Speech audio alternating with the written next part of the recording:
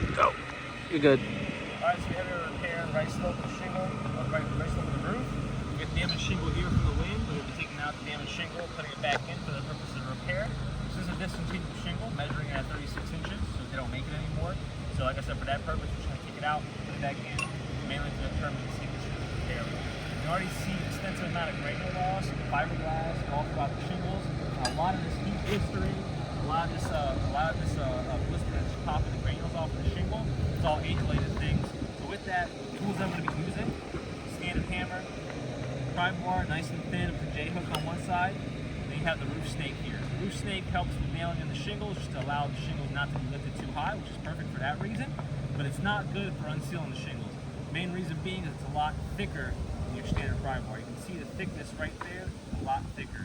So I don't want to use this tool for taking them out. I want to use this tool here. It's got a designated hook for that, and it's super thin on one side with a blunt side for us to push the nails down. So I'm going to use this to take it out. I'm not going to use this though to put the nails back in or anything like that. That's what the roof snake is for. Starting out, like I said, we have the damaged shingle here from the wind, already been identified. I'm going to slightly put a little bit of pressure on top of the shingle. Again, this is just to apply a little bit of pressure to where the seal lines is, and it's just for me to give a little bit of cushion when I'm going in with my pry bar.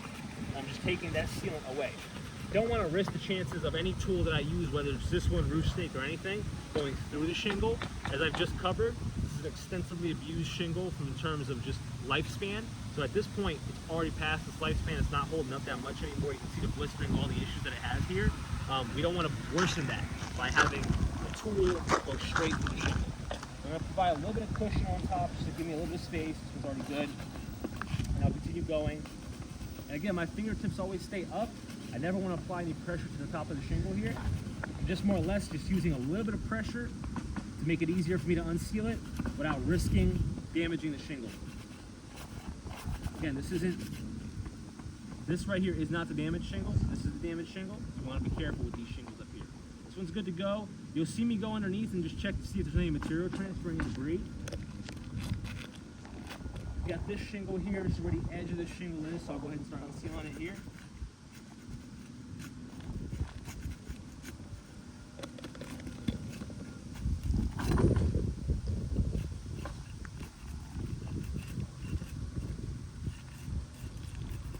Again, fingertips are always staying up, no matter what I'm doing.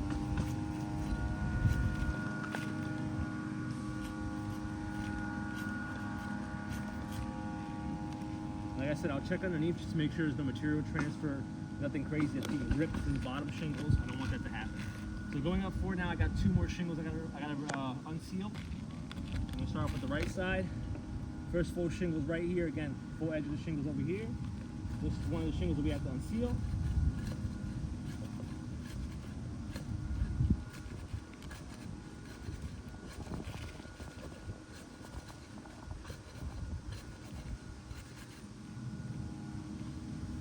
There's a little bit of a zipper here. So it looks like this is where,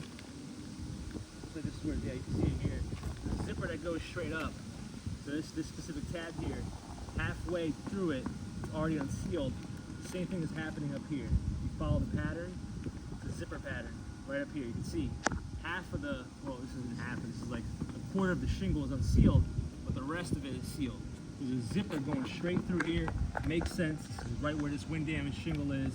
So it looks like about from here to here, this shingle is already unsealed. So that's just from the wind, by the way. That's from the wind. The zippers are hitting it, and it's pulling the edge of the shingle. It's not forcing the entire shingle to pop up, just the edge. But with this one, unfortunately, it fully popped up.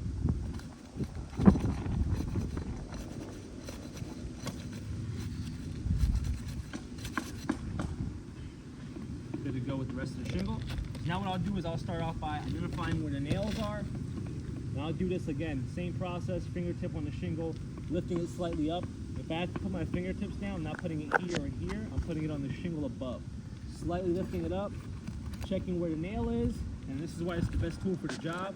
You can see a distance that I'm putting between the nail and me, and underneath the shingle most importantly. And you can see here, when I go in, this nail's already exposed, but you can't even tell. The shingle's still down, but this nail's exposed. I can go in now, pop it out,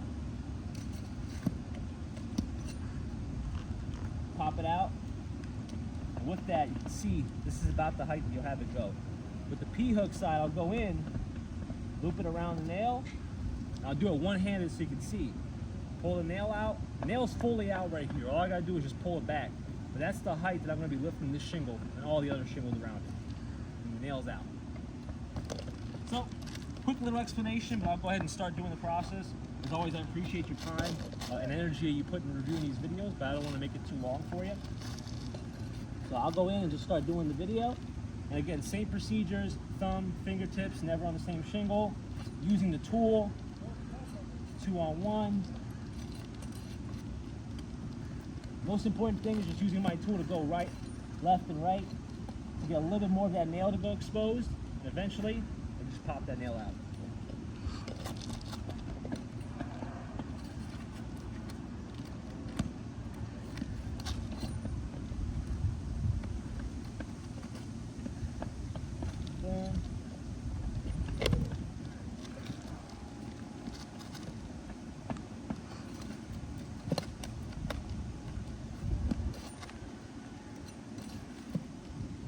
Sometimes these nails are a little bit stubborn.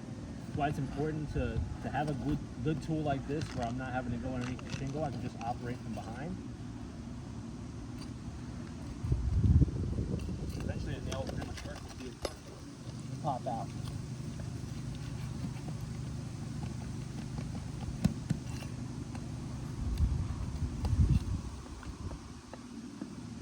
And that's the height that I lifted that shingle. Not too high at all.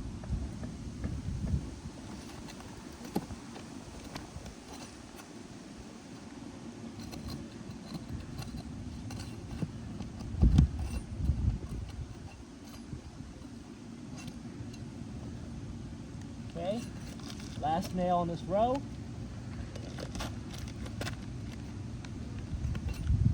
See how high it's protruding out right now?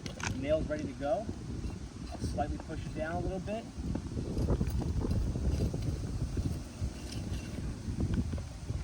Want to go in with this hook. Again, I'll do it one-handed again so you can see. That's how high I'm lifting the shingle. I pull it right out. All right, all the nails are out on the bottom row here, and make sure. Yep. Now we have the top row here.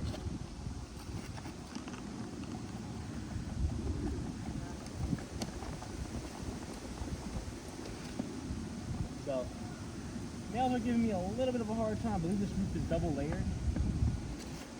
It might just be sticking a little bit harder on that bottom layer. I'll double check once I take this shingle out. But sometimes just have to go, push it down, and then go and push it right back up just to clear the nail hole. But again, same procedure. That's how high I'm lifting it. There we go.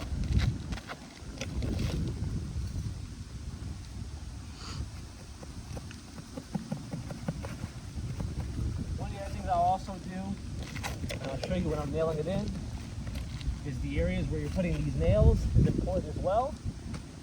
Especially with this type of shingle, it's got a reinforcement on it. It's got the dragon's teeth on here as a reinforcement. That's where ideally you want to put that nail underneath. But I'll show you when I go to nail this shingle back in.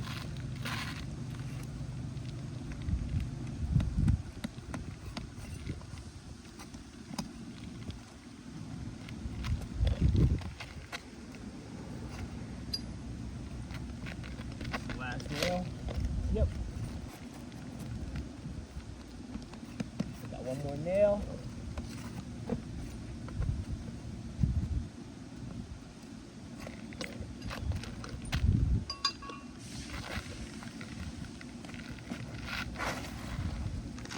There you have it. That's the damaged shingle right there. I'll double check here. Yep, it is double layered. So it's multi-layered. The nails are giving me a little bit of an issue because of that. I mean, it's going through 2 layers and it's still trying to hit the plywood, so it makes sense that it's not coming out as easily as I would like. And all that kind of contributes to repairability of this roof. And we're going to go ahead and continue. This is the damaged shingle. Like I said, it's a discontinued shingle.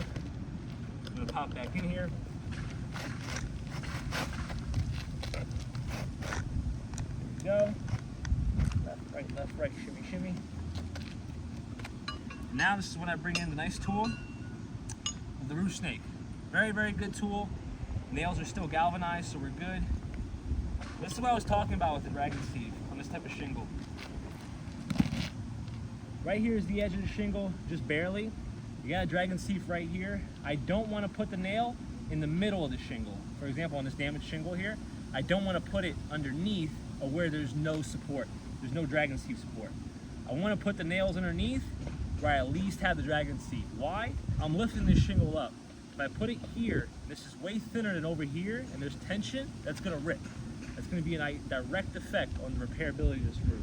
I don't want that to happen because at that point, it's a repair person's fault as to why it was not repairable. I'm gonna go ahead and continue. Like I said, right where the dragon's teeth is where I'm gonna line it up.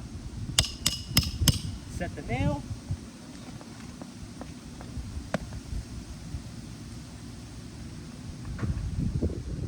How about that? Line it up. Set the nail. That's it. And that right there is why I love this tool. It doesn't lift the shingle too high, and it makes it super easy. Just go in and complete the nail. It's a little bit more difficult though when you have a longer nail, as you can see here. Usually standard roofing nail is right up to here. This one is almost two sizes of that. Again, 2-layered roof, we need this. You can't put a small nail on here, it won't hold properly. Continuing on, again, dragon's teeth, that's where I want it to line up. Set the nail. Done. It's nice and quick too. The tool is beautiful for that. It makes the repair a very easily seamless process.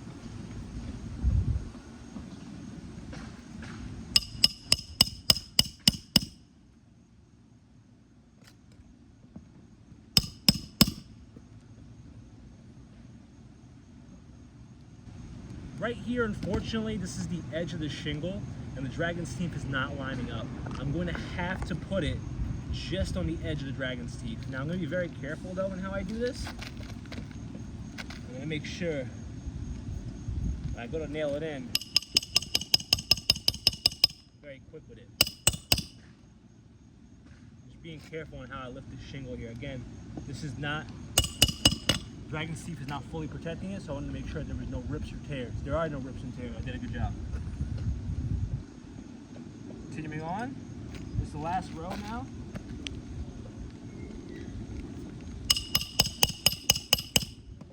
Set the nail, complete the nail.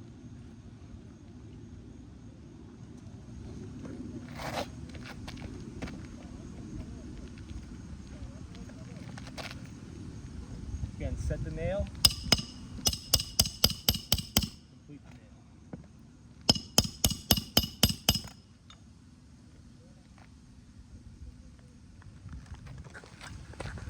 Okay, 2 more.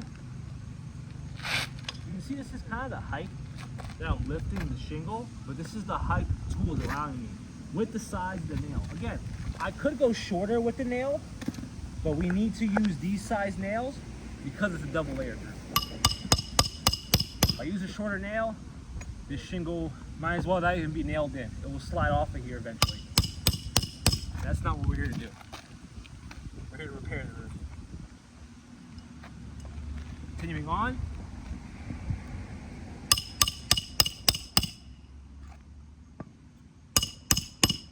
Alright, so before I do anything, I have some white chalk here. I want to bring you in to show you the result.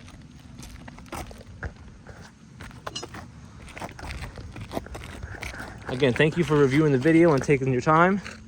As you can see here, this is the repair was done. Where I have the line right here is the original damaged shingle, and the ones above it are the ones that were resulted from the repair. So you can see right here, right next door, as you can see, this is the edge of the shingle here. This is where the damage is. Excuse me. This is where the damage is. You can see there's like a small bit right here going to the right, but nothing major. It's happening here mainly, like I said, because this is the edge of the shingle. This is where we mainly operated. Right above that, same principle, damage there. And we have some of the other shingle here. This is the shingle right above the damaged shingle. And you can see that all around, there's creases, there's rips, there's breaks. There's not a single section of this shingle where it's passable. Unfortunately, with the age and being a direct result with this repair here, we wouldn't have to do this repair if there wasn't wind damage on this roof. This roof, unfortunately, is just not repairable. You can see that, again, by the effects that I've had. Even using the proper tools, taking my time with it. This is 15 minutes now that we've been here. I really appreciate you guys reviewing the video, but this is a clear fail. Thank you.